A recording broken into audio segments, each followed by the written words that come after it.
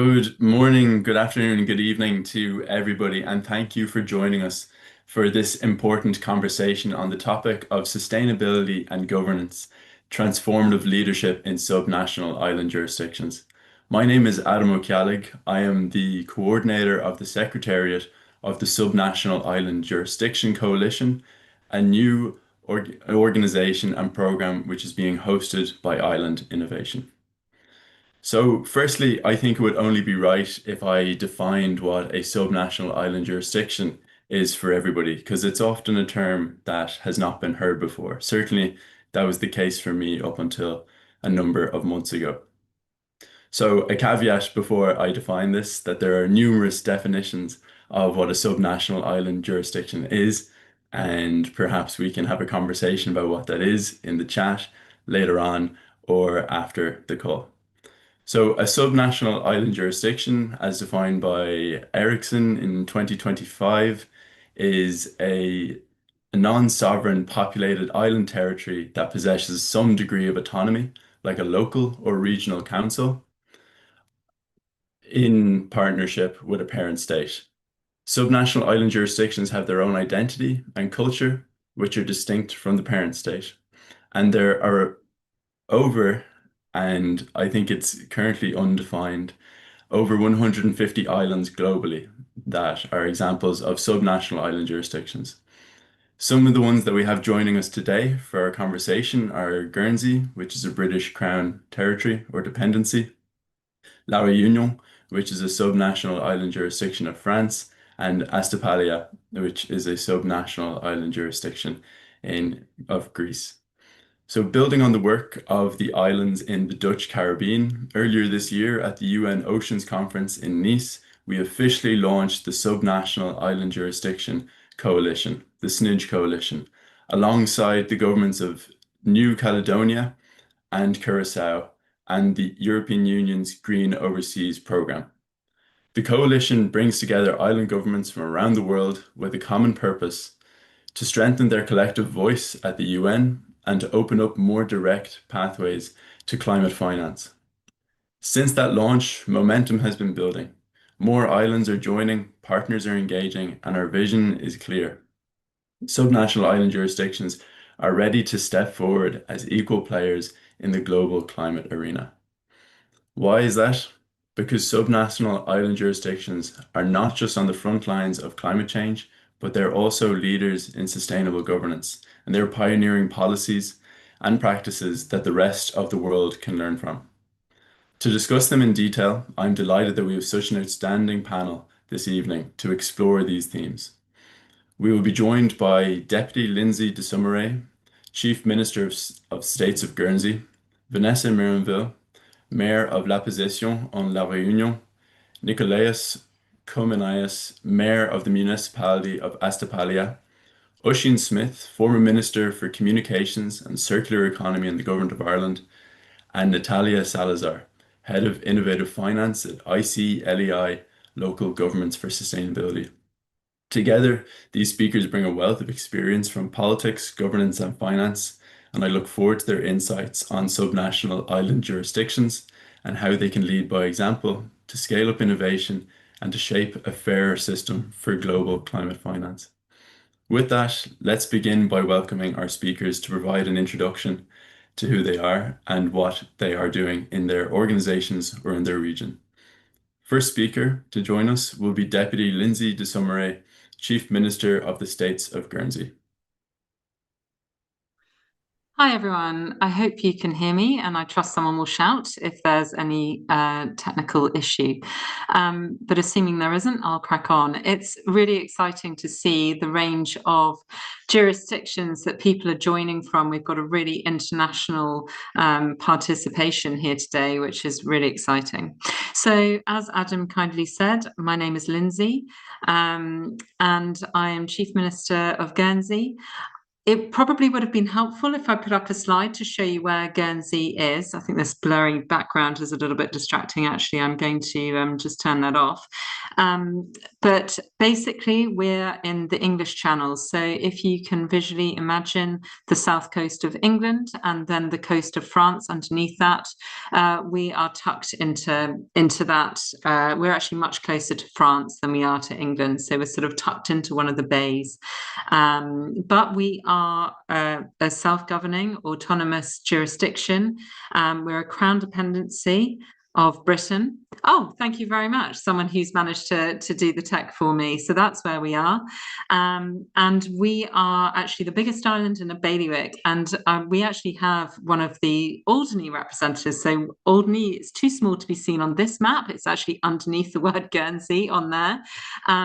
But basically, we are a bailiwick. So there are a few islands in our bailiwick, which comes under one jurisdiction, and we're neighboured by Jersey, which is its own bailiwick.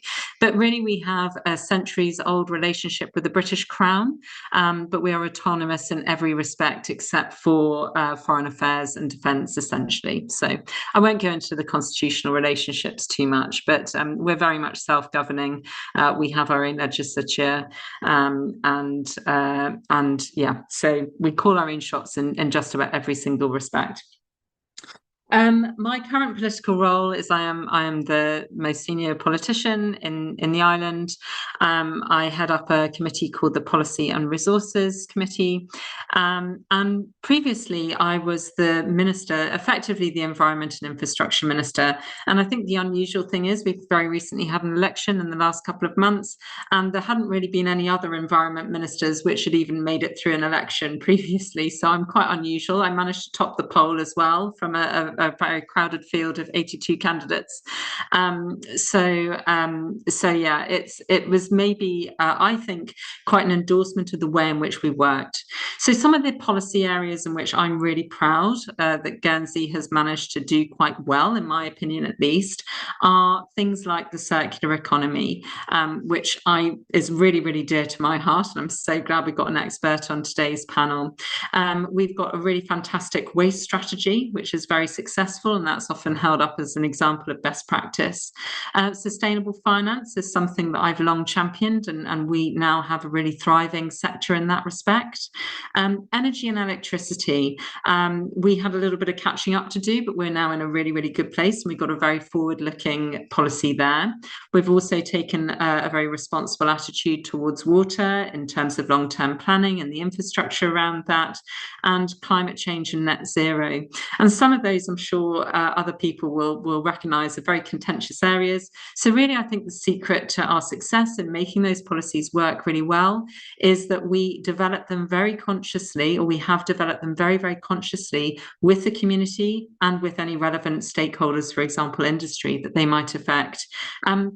And I think that's a really good strategy, because not only does it allow you to road test those policies as you're going along, but it actually also builds you buy-in to those policies. So by the time that you publish them, really you've got a whole bunch of people championing them. They've already thrashed out some of the issues, they've understood other people's perspectives, and actually they're there to say, you know, when the media go to them looking for something negative, they actually say, you know, I made some compromises. It's not 100% what I would have wanted, but I understand why we've made the compromises that we've had, and I think it's a really good, strong policy. So that is a methodology that I have been very keen to implement, and it has proved to be very successful. And I think being islands, I think one of our benefits is that we can be agile, we can do things a bit differently, but none of us have time to reinvent the wheel. And so I think it is really important that we do take the initiative and we do lead by example. And I'm personally very keen to learn from other jurisdictions as well. I think it's what Island Innovation does so brilliantly. So thank you very much for having me on the panel, and I look forward to hearing what other people have to say.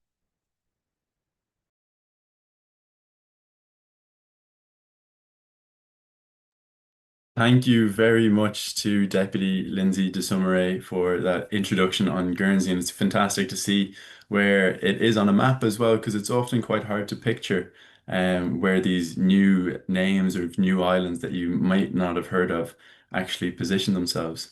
But next up, we will have Mayor Vanessa Mironville, the Mayor of La Possession en La Réunion, joining us for her introduction. Hello.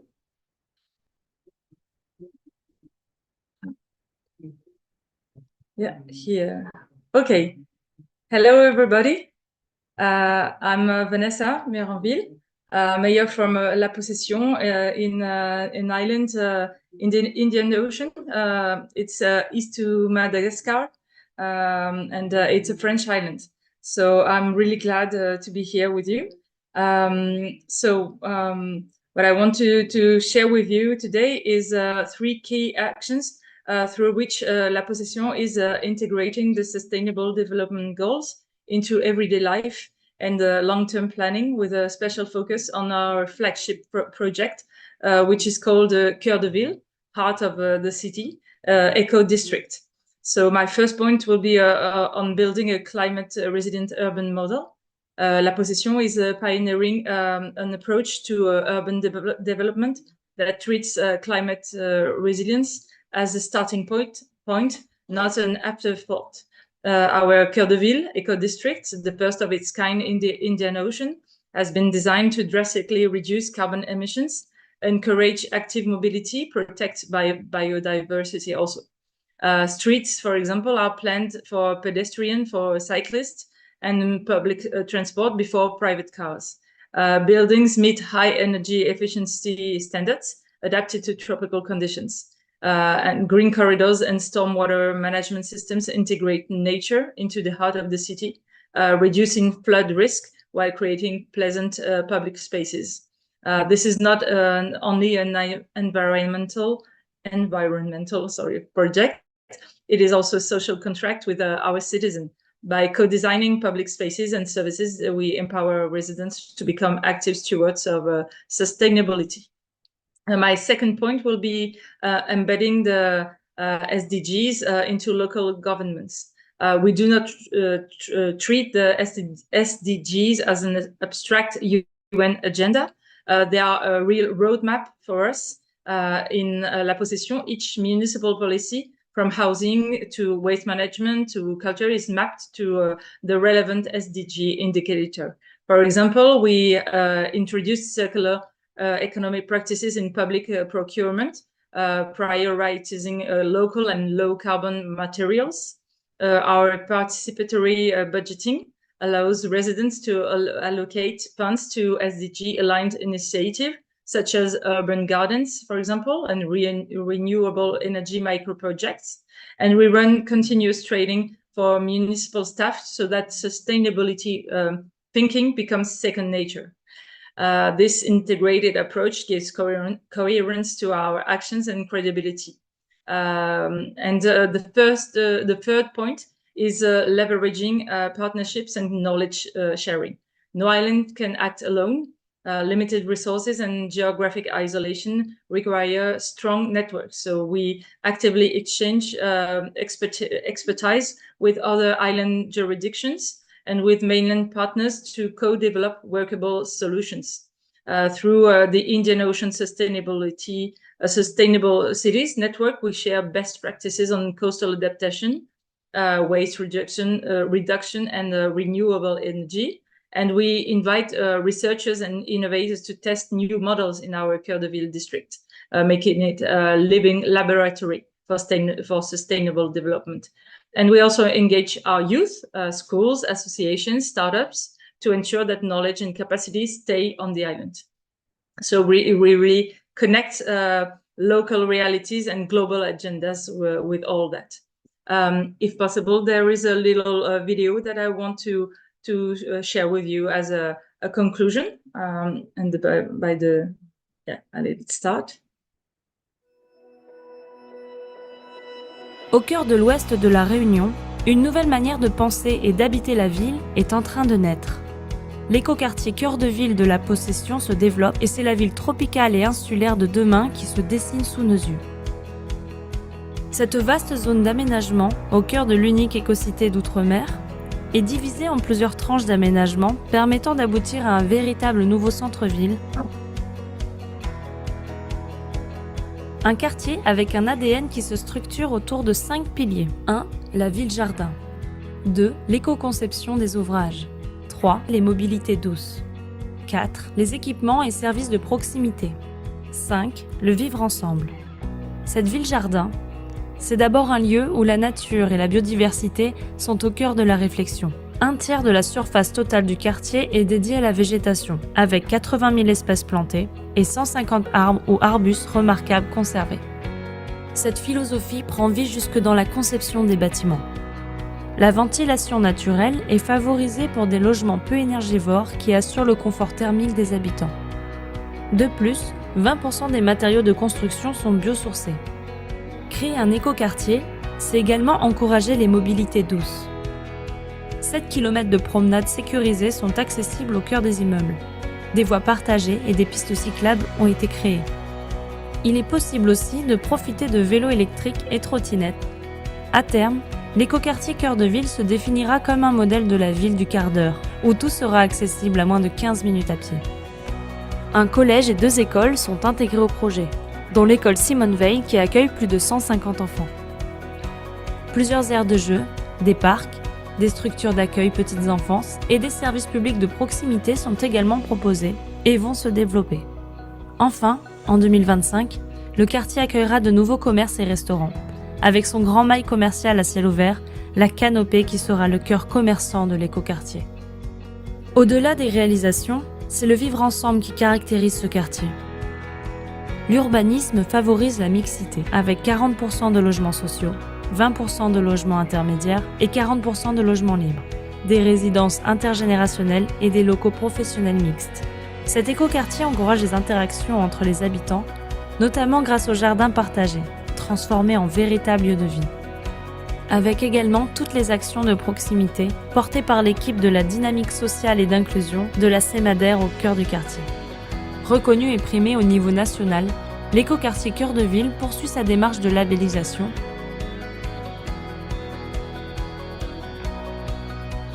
La ville de demain est déjà une réalité avec l'écoquartier Cœur de Ville.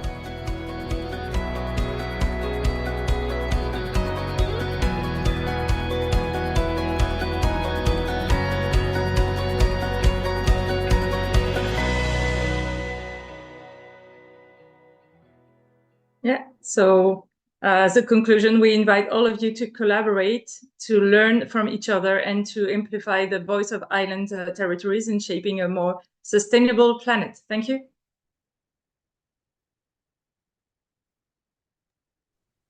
Thank you very much to Mayor Mironville of La Possession for sharing the work that they're doing and the vision that they have for their eco districts.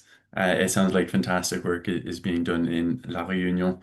Up next, we will be joined by Mayor Nikolaos Kominaios, the mayor of the municipality of Astapalia, an island off of Greece. So welcome to Mayor Kominaios. Good evening to everyone. Okay, it's 7:20 here in the afternoon. You know, an island in the middle of the Aegean Sea with white houses, blue sky, blue sea, and not a lot of rain. So sustainability is not an empty word. For me, it has to fulfill 4 principles from my experience here living on the island for so many decades. And those are clean water to everyone's house or enterprise or business or whatever. Complete recycling and also composting the food. Reuse of the wastewater treatment for irrigation purposes. And of course, producing power electricity by alternative ways. So let me start from the final one. In Astapalia, we already are enjoying since 4 years now the old fuel gas cars by electrical ones.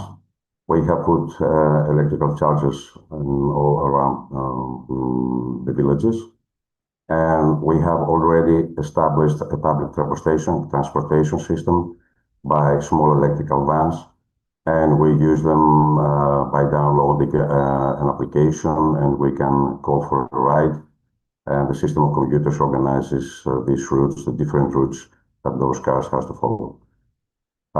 We have already car sharing system for not only for cars but also for bicycles and for motor scooters on the island. And now we are building the new mm, electrical power station, a factory one, which is consisted from photovoltaic plant of 3.5 megawatts and batteries of 10.5 megawatt hours.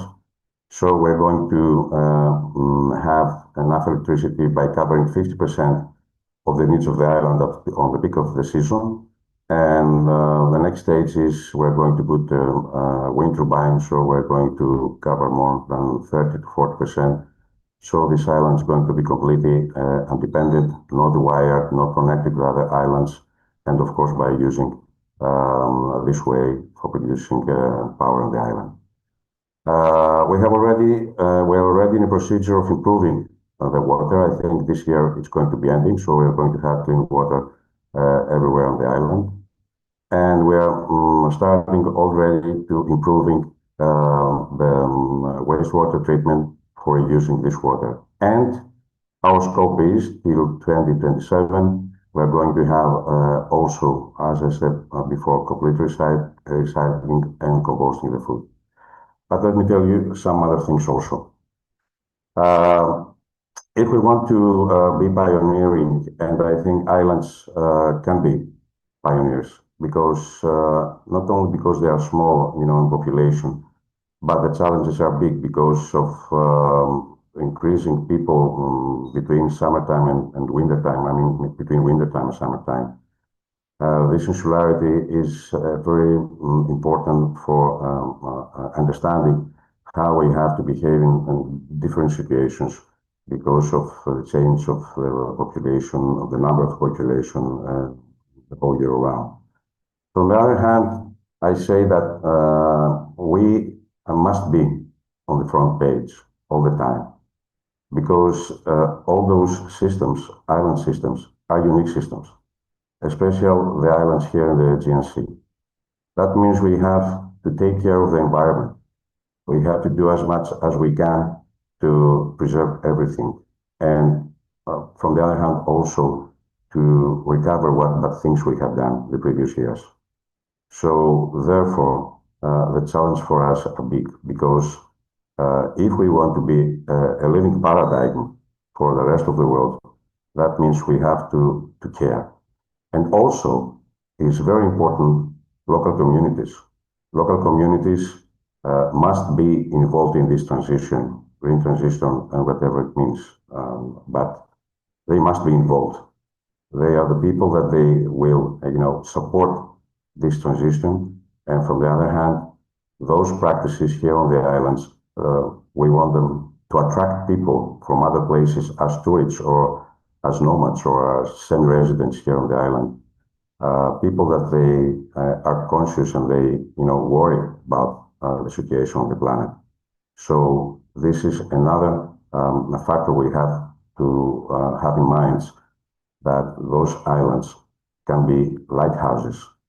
And the people that they come here and live here, they must be pioneering. And this is the connection, this relation between municipality with the government and the local governments also must be very connected. And I think also private sector must realize or has to realize that the things that can be done and will be done on the islands must be together with the people, and sometimes also for the people.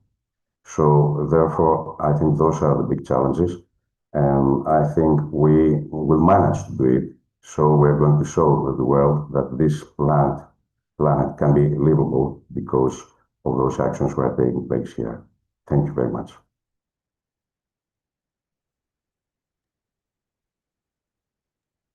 Thank you very much to Mayor Komonaias for a fantastic introduction to their municipality and the work that's being done in the Aegean Sea, particularly on the importance of including people in their communities in decision making. And that's something that I hope we can all touch on later on in the conversation. But there seems to me to be a sort of a consistent thread that's running through all the presentations so far, and that is the importance of the circular economy on these islands, which leads me on to our next speaker, which I would like to welcome to the floor, Oisin Smith, the former Minister for Communication and Circular Economy in the Government of Ireland. Hi, everybody. Great to be here today. So, yeah, I heard from the other speakers from La Possession, from the Aegean Sea, from Guernsey. I heard people talking about circular economy, and I was the first circular economy minister in Ireland over the last 5 years. And for those of you who don't know, Ireland is a large country off the coast of Europe. And our unique selling point for Ireland was that our geography means that we are the closest place in Europe to North America. And we have used that to our advantage over the years. So at first, with the development of flying, all aircraft used to stop when they were traveling between US and Europe. They would stop in Ireland. And also the first communications cables that went between London and New York, they had to go through Ireland as well. So that distance, that particular proximity, that geographic proximity, was really something that we worked on to our advantage. We got trade out of it, we got tourism, and we got migration in two directions. So we're closely bound with the US, and we're also closely bound with Europe. For circular economy, I really tried to explain to the public that the idea of this was that we were trying to get away from an idea of throwing things away and making new things whenever we needed them. In other words, the throwaway society that had been enabled by technological advance in plastics and manufacturing over the years. So we had come to a point where it was completely normal to have a drink from a plastic bottle and then throw that away, eat dinner from plate and knives and then throw those away. And really there was an expectation, and it had become normal in our lives to create giant amounts of waste. Now, it particularly affects those of us who live on islands, because we end up having to import a lot of materials, and then we end up often having to export our waste or deal with it in a bad way. Also in Ireland, we were very much, and we still are very much dependent on fossil fuel imports. So a lot of the money being created in the economy ended up being exported abroad. So when I went out to the public and said, look, can we move towards a circular economy? Can we keep our goods and resources circulating within our society rather than always incinerating and landfilling and destroying things? That message was well received, not just by young people who are interested in the environment, but also by older people who look back to when they were younger and they knew that in the past, people were much more careful to reuse, to repair things, to keep things working than they are in the modern world. Also, people generally had a sense that their houses were beginning to fill up with stuff, and IKEA famously announced that we had reached peak stuff in society. So there was a welcome, there was an opening for introducing circular economy measures. And the smaller your island, the more you need that, because the harder it is to import goods, services, energy, and I heard that in water and so on. I hear that from the other speakers.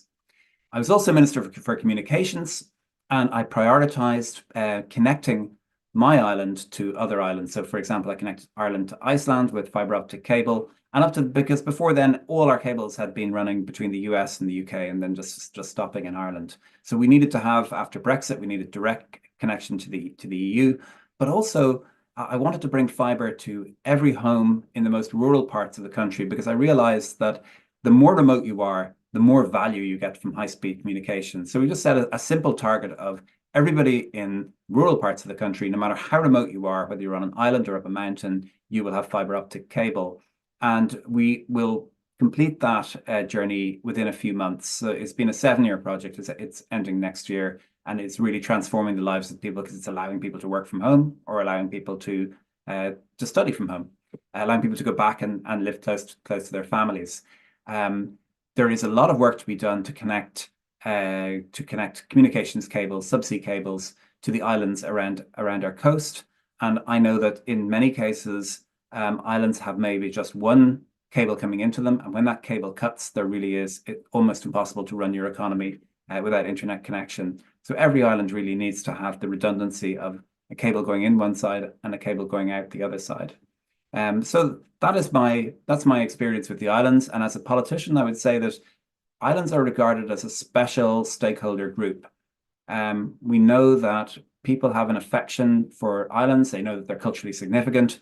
And if the government introduces a policy that doesn't work on the islands, then that will get into the news and people will feel generally sympathetic towards islanders. Islands then are a good place to as a test bed, as an accelerator. They can be a place where you can try something in a contained environment and see if it works or see if it doesn't work. So they can be at the forefront of innovation. And from my communications point of view, one of the last things I did before leaving government was to plan to test an island that had no copper communications cables and was entirely running on fiber optic cables. And I think we're going to see more of that, of island switching away from copper networks to fiber optic networks. Thank you. Fantastic. Oisin, thank you very much for that insightful intervention. For our final introductory talk, I would like to invite Natalia Salazar, the Head of Innovative Finance at ICLEI, Local Governments for Sustainability, to speak. Yes, thank you so much, Adam, and again, good morning, good afternoon, good evening, everyone. Thank you also for the kind invitation. Again, my name is Natalia Salazar. I'm the Head of Innovative Finance at ICLEI, the Local Governments for Sustainability. Our headquarters is in Bonn, in Germany, and we are a city network that has around 2,000 plus members, local and regional governments. And among them, also, we work in Oceania. We actually just opened last week or 2 weeks ago an office in Fiji. So we are very into supporting local and regional governments. So again, what we do is specifically at Innovative Finance is we serve the local and regional governments. These are not only our members, but also with whom we work and again, to whom we serve. And we provide financial solutions, not financing or itself of the funds, but structuring for the projects that they need. So the ideas, the concept notes that need to come into reality, that feel or that actually target the 2030 agenda, but also the SDGs and the Paris Agreement. So we have a platform which is called the Transformative Actions Program, where we release a call every year, and we also invite always small island and jurisdictions to apply for this, because for us it's very important to listen to the needs of the local and regional governments to make sure that those projects again come into life. We work with different stakeholders and partners such as the German government, the Austrian government. We work with the World Bank, with different development banks as well.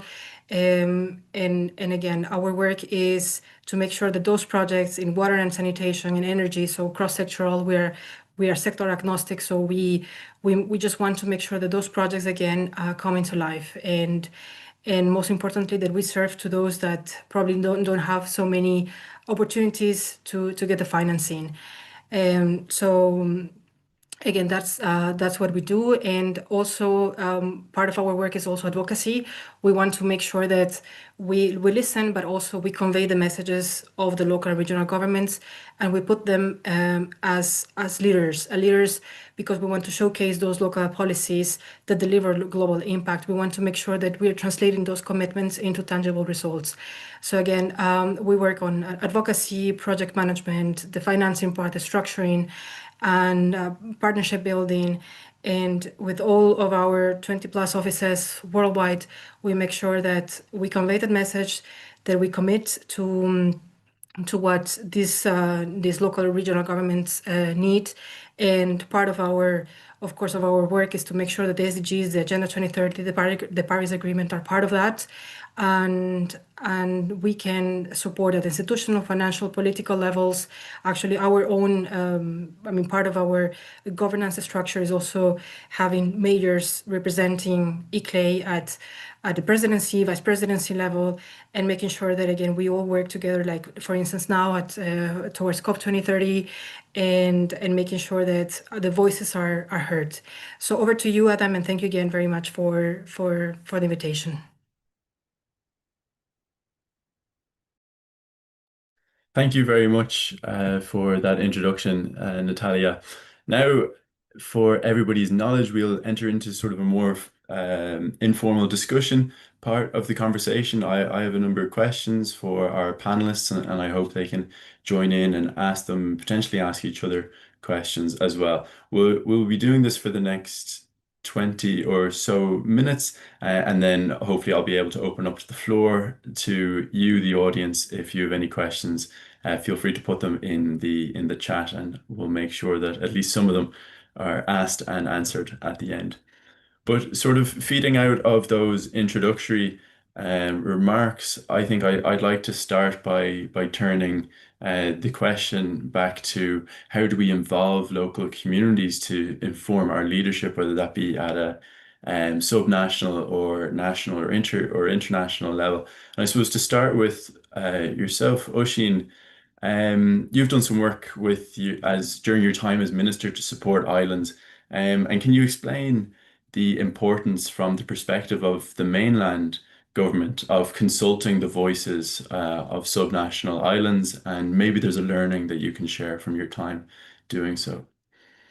Yeah, two things there. One is that the general public on the larger country is usually sympathetic towards the islands. That relationship between the small country and the big country is that the small country's politics are often very much focused on the large one, sometimes obsessively, and the large one never thinks about the small one. So most Irish people have the experience of going to London, and their whole politics has all been about what do you think about the British? And when they arrive there, they realize the British never think about the Irish.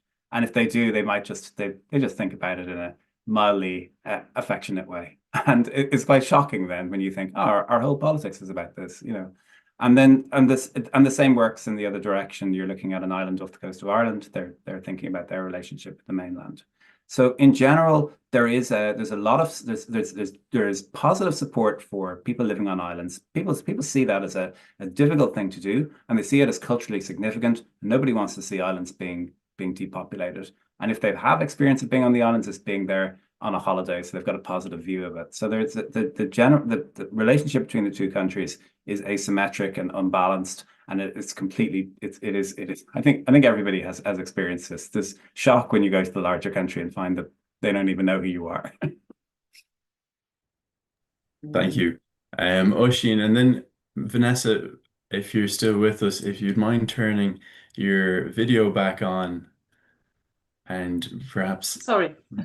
no worries. Perhaps you can share with us some of the measures that you're taking to ensure that people in your municipality in La Possession are being consulted and informed about what's going to be going on, the projects that you're running in Cœur de Ville, and also how do you ensure that they inform the work that you're doing? So what we do is take the citizens as early as we can. So the children in schools are informed about the project and they work on the project. So each year we have children that do poems or little views of the city in 3D. Maquettes in French. I don't know if it's the same word in English. Also videos and photos and text to get involved into the project. We tell them that they are the future citizens of this district, so they have to tell us what they want to see in the districts. And we also made a contest. So they had ideas of what they want to see, and the finalists, we did in a real scale what they asked us to do. So it was a sort of bench with branches from woods from the neighborhood, so really local material. So and for the adults, for the parents and all the adults, we make them sign a charter as an eco-citizen. So they engage themselves to respect biodiversity, to try not to have too much waste, not to use too much water or energy, and so on. So that's how we involve people also with learning, telling them how to make compost, how to do things to be an eco-citizen. Yes. That sounds fantastic, and I suppose it's so important to start the work with I suppose people as young as possible to ensure that they're educated and they can be leaders into the future. Are there similar projects like that being run in Guernsey, Lindsay? Yeah, I mean, certainly the principles are exactly the same. And as I was describing, the policy areas that we've had the most success in are the ones that have been co-developed with the community and with the relevant stakeholders. And actually, as Vanessa was talking, it reminded me of our waste strategy, which is something I'm very proud of, because before I was a politician, and actually what got me into politics, I was a campaigner. I was an environmental campaigner, and one of the issues that I was most engaged on was waste, because our government had decided twice, in fact, to go down a particular path, which was very much about the linear economy. And I felt very strongly, as did a lot of my fellow Guernsey people, that actually we wanted to embrace circular economy principles, and that would have actively prevented us from doing so. So I was a terrible thorn in the side of the government at the time, but we went on a lot of demonstrations and protests, and we got very engaged with our politicians to explain what we saw as the issues. And eventually the government said, okay, fine, we won't go down that route, but if you think you know the answers, you tell us. And they embarked on this massive engagement program, which was just fantastic, and all credit to them. And they involved literally thousands of people, and they got them in over many months, and they said, look, here are the problems, here are some of the potential solutions, but you tell us. And that's how we ended up with the waste strategy that we did.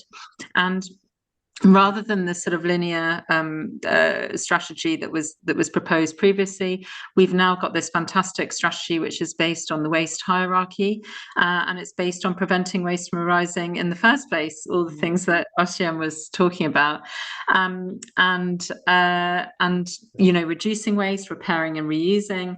So all of those things, are absolutely baked into our waste strategy. And because we had so many people that were involved in developing that strategy, and because we had so much buy-in from the community, by the time it was launched, we actually smashed through our 2030. We launched in 2019, and we smashed through our 2030 recycling target in year one. And we achieved, so that was with 73% recycling or something, which I believe is one of the best rates in the world. And we also reduced, even more impressively, reduced our overall waste by 11% in the first year alone. And so because the community had been so involved in developing it, they were really engaged and very well educated, which I think speaks to Vanessa's point as well. So people understood what we were doing and why we were doing it, and as such, it was a real success. That's a fantastic, good news story, and I think ultimately it's rooted in the power of SDG 17 and partnerships for the goals and the importance of bringing people on board. But just back to yourself, Oisin, for a moment. Does it make it easier as from the perspective of the mainland government, does it make it easier when you're trying to, or if islands come to you and say, this is what we wish to do, this is what we want to do, we already have community buy-in. Does it make the process of saying yes a bit easier? Yeah, I think I would expect it's almost impossible to tell an island what to do, because they're going to be such self-sufficient, strong-willed people. You're not going to be able to force something on them. So you're delighted if they come to you with a proposal. And I loved hearing Lindsay talking about her experience. When you have really strong, genuine grassroots support for something, and when people have put a policy together, it's so strong. It's unassailable at that point. That's when you have it's compared to if somebody like me goes out and tells people, preaches to them, this is what you should be doing. When it comes from ordinary, normal people, the policies become so strong. And one thing I would say though is not to take too long over your consultation, because eventually people will. 3 years of consultation is not better than 1 year or 6 months. People will begin to lose focus in the end, and sometimes you can just have analysis paralysis. So you want to make sure that there's still enough momentum and still enough interest to keep it sort of short and concentrated, so that people are still interested and they don't lose focus. Absolutely. And I suppose then, Natalia, the consultation process and sort of the empowerment process and partnership process is not just on the ground with communities. It's sort of what you're doing as well by bringing the mayors of these local governments together to try and increase their representation to COP or at an international level. Can you tell us a bit more about that? Sure. No, thank you for that question. Actually, indeed, I mean, one of the mechanisms that we use are city halls or city town halls, where mayors actually bring together their own people from, I mean, from the city, from where they're working, plus citizens. So it's a really wide range of stakeholders. We just recently did it in Australia, and we have been doing actually in many other places, again, also including in islands. Again, this is also where advocacy plays a key role. And when we participate as ICLEI in different conferences such as Sevilla, which took place in July, we want to make sure that we not only meet mayors from different local and regional governments, but we want to make sure they are included in our discussions and our roundtables. When we organize, for instance, investor roundtables, and we want to make sure that those projects in energy, in waste and water management and transportation can be financed. We want those mayors to be also at the table. So we want to include them, we want to hear them, we want to make sure that when we're talking about policy again, or we're talking about advocacy, we hear them. And these are just some of the spaces where this is advocacy, these discussions on policy take place. But now, for instance, in Sevilla, also going back to Sevilla in July, we made sure that subnational governments are included finally in the commitment, meaning that all development actors that can finance, such as MDBs and DFIs, can finance and need to support local and regional governments. So this is already for us a major success. So again, different platforms, different ways, but making sure that we listen either one-to-one or in these different roundtables, conferences, events, or even making them part of our own governance. So over to you. Thanks. Yeah, absolutely. It's fantastic to hear about your success with regards to Sevilla. And I once heard that there are no hard to reach communities or individuals. It's often that it's the services that are hard to reach. So it's organizations like yourself and even the respective governments that are involved here and regional governments as well. It's the onus is on them to ensure that the people are included. But maybe just to stay with you, Natalia, can you give us some of the examples, maybe if we want to stay on the theme of circular economy here, what are some of the projects that you're looking at supporting currently or into the future? Sure. Again, well, there's actually many that we want to support. So I would say, I mean, definitely circular development or circular economy is one of the major themes or the major topics. We're looking out in East Asia, where with different stakeholders for instance, in Taiwan more specifically, they have been doing quite a lot of work, but they also want to learn from it. So what we are doing is either providing the capacity building, the training that they require on this particular topic, because it's a project by itself, or making sure that we can together co-lead, co-design this type of projects. I mean, that's, for instance, a case or one example in Taiwan. What we are doing now in Africa is we are looking at waste and water management projects all throughout the continent, because this is where the needs are.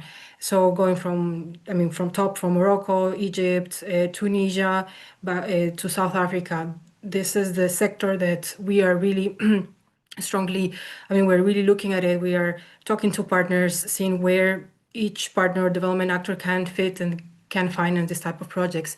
And going to Latin America is also part of what we are doing in East Asia, is building the capacity in structuring a project, so project finance, or building capacity at the local level, so at the office level, something as simple as maybe in other jurisdictions is something that is that's already available, but in this context or in this jurisdiction not always exists, such a department on climate finance or climate accounting or budgeting all these small aspects that we can provide the type of support again on innovative finance, or even looking at some mechanisms to finance the type of projects that they require. So in terms of projects, it's not always sectors or themes, but it's also this type of capacity building and trainings that we provide, and we look at the different contexts. Certainly, I suppose the importance of capacity building can't be overstated. The work that we've started doing with the Subnational Island Jurisdiction Coalition is whenever we have the conversations with islands often, or partners that could engage with projects in islands, the number one thing is about how do we increase our own capacity to deliver these projects, and the funders say how do we ensure that the investment is de-risked through, I suppose, increasing capacity of those that are going to be delivering it on the islands. But I'm conscious of time, and we sort of have 3 or so minutes left. So maybe just a rapid fire round of questions for our other 3 speakers. Just to come to you, Deputy de Sommeray, firstly, just how in Guernsey, how does your position as sort of this semi-autonomous region, largely autonomous, apart from foreign affairs and military, was it that you said earlier, and not to get constitutional? How does that sort of position that you find yourself in as a subnational island jurisdiction, how does it help or hinder sort of long-term planning? Well, okay, on the positive side, I'll start with the negative side and then move to the positive, because I like to finish on a positive. All in the space of 1 minute. Yeah, in the space of 1 minute. Basically, on the negative side, we are buffeted about as a small jurisdiction. We are buffeted about by events which we have no control or influence over, and the decisions that other people in bigger jurisdictions have made. But on the positive side, we can think for ourselves, and we can act in a more agile and responsive way. And I think crucially, which is one of the common golden threads that's run through this whole session, we can involve our community, because we are so close as a government to our community, and I think that's our superpower. Fantastic. It must feel great as well as a public representative to actually feel the change on the ground, or something that you've been working on actually coming to fruition.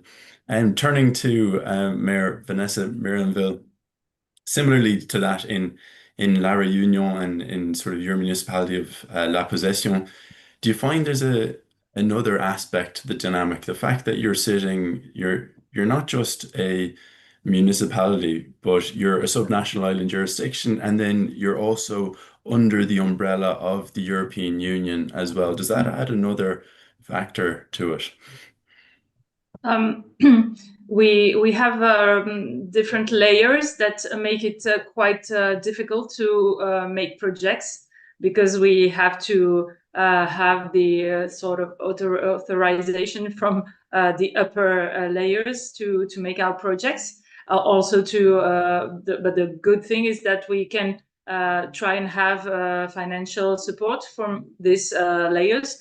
For example, we have a specific fund from Europe for remote areas, uttermost remote, and we are eligible to those funds. So we try to be a part of Europe and of France that is very far, and that can also maybe be in advance, because in our island a lot of people think that we are late compared to the development of France or Europe. And but I try to see it the other way around, saying the global warming, we know it because we are a tropical island. We know what heat is. We know how to deal with it. We know that we have to have a lot of vegetation to have the air that can go through all the dwellings, so that the cooling is natural. That we have to know how to protect the houses from the sun. So we try to make it a strength, so that we can share our experience with other countries around us: Madagascar, Mauritius, Comores.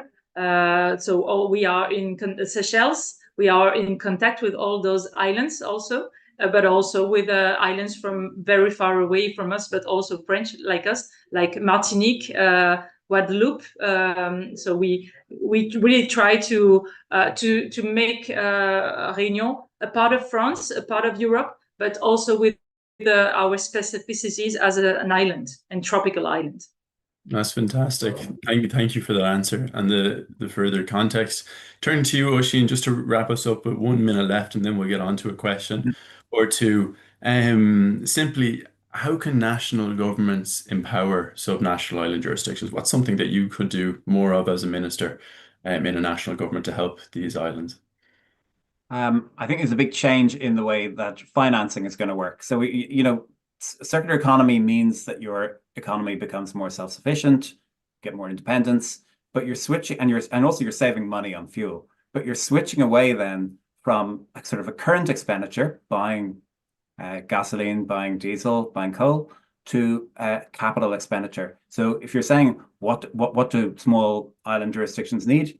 They need money, they need investment to pay for those solar panels, to pay for plastic recycling plant, to pay for water salination, or to pay for all the things that require capital investment that mean that you become more self-sufficient and you don't have to buy fuel in the future. So it's a switch from current expenditure to capital expenditure, and that needs financing. It needs lending. It means that instead of paying for fuel, you're paying for interest. So that I think that's the major change, and that it's going to require those mechanisms that are being set up by the UN for climate finance. I think that's all part of it.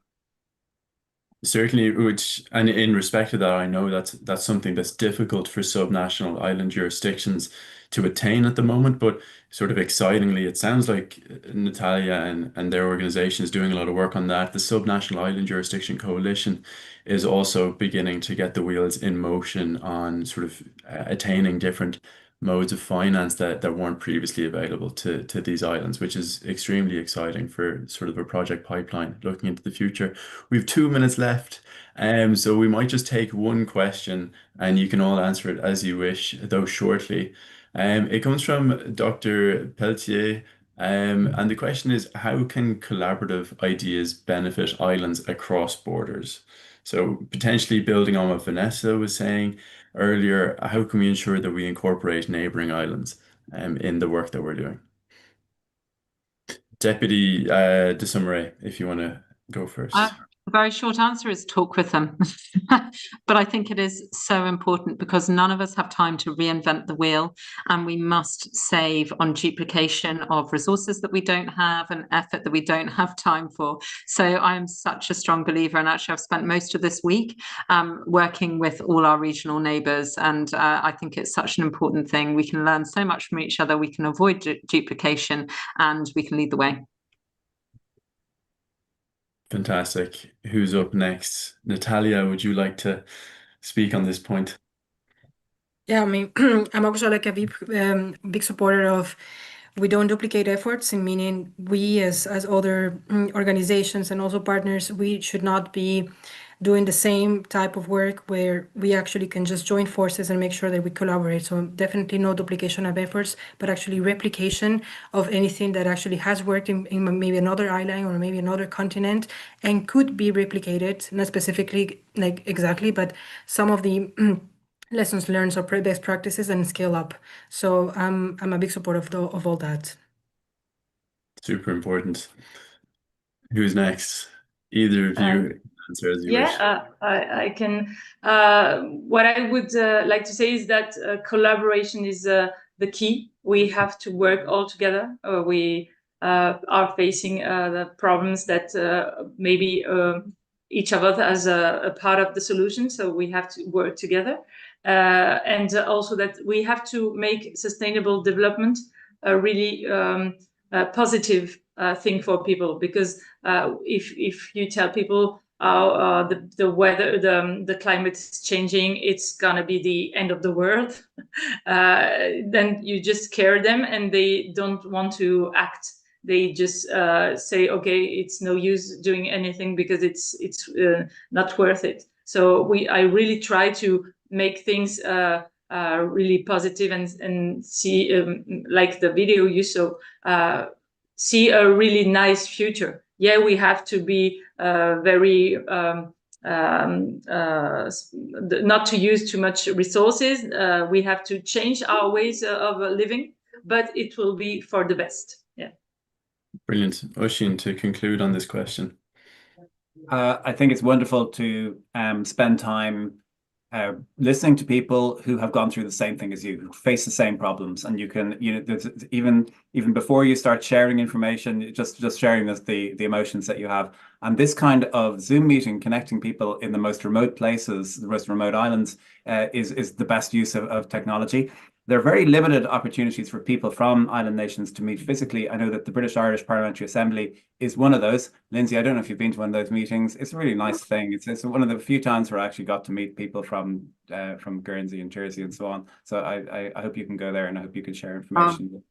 We're regular attendees, and I can't sing their praises loudly enough. It's brilliant for them. Been fantastic to hear. Look, those were fantastic answers. We might just sneak in one more question, because I would like to keep this conversation going, because it has been such a great one. One of the questions that's there is, what's one of the most exciting opportunities that's present on your island at the moment, and how are you leading the way in that? Again, just give me 30 seconds of your time for this question.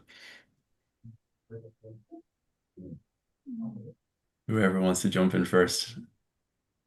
Should we keep the same order? We'll go the same order. So Deputy de Sommeray, please. Don't make me choose. Actually, I think electricity, the fuel, I think Ocean was quite right to point out, I think it's such a brilliant way of looking at it, that actually circular economy means that islands can be more self-sufficient, but there is a lot of capital investment required for that transition. But actually, I think the most exciting bit of that for me is actually on the demand side. So, engaging the community, thinking more cleverly, and not just meaning that we transfer the generation source, but actually transforming the way we do things for all of those different benefits. I think there's a whole world of potential in terms of transport, and I loved what Vanessa is doing in La Réunion as well. So yeah, great, good luck, and keep us posted. Fantastic. Do you want to continue with that, Vanessa? We heard about Yes. Coeur de Ville, potentially that's what you want to talk about, or another project? No, one of our most important topic is climate change is really impacting our island. We had the typhoon this year, and if it had been in the night, there would have been dead people, because we had water flood that went into the houses, that destroyed houses.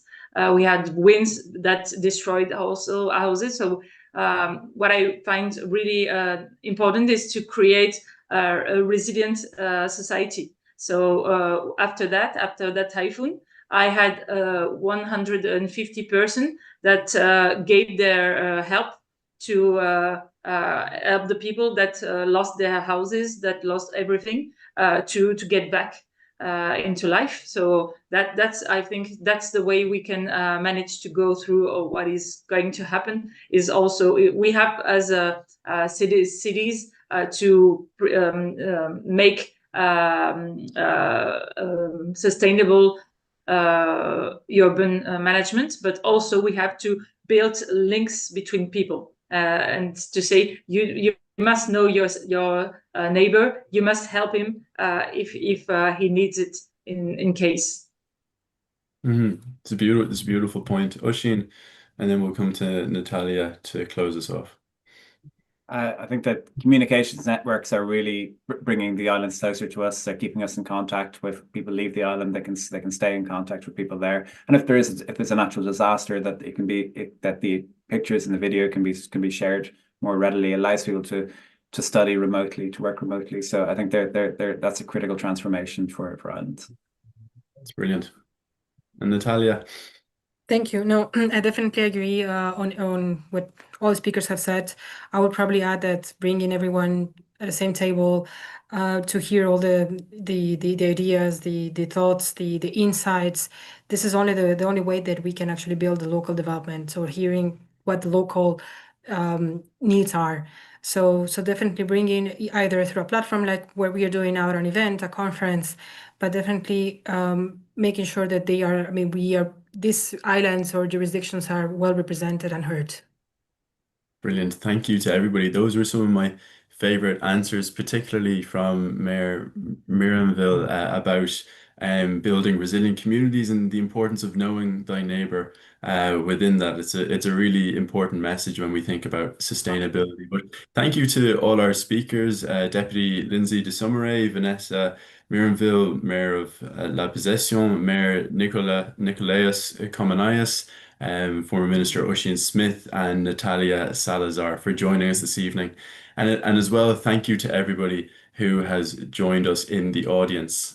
What we've heard tonight is a powerful reminder about subnational island jurisdictions and how they're not waiting for change, they're driving it. And it strikes a balance between sort of bold political leadership that we're seeing, but also sort of community empowerment and ensuring that community voices are central to decisions that are being made.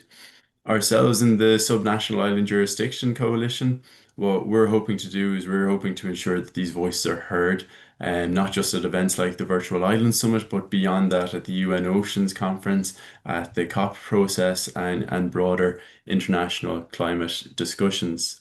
So this is just the beginning of the coalition and of our work with subnational island jurisdictions. I know momentum is building, and with every new member, whether hopefully that will be Guernsey in the future or La Réunion or other islands that are joining us in the audience, we're extremely excited to continue this work and I suppose increase the representation and increase the strength of the voice of subnational island jurisdictions. So thank you all for joining us, and we'll see you soon. Thank you. Thank you so much.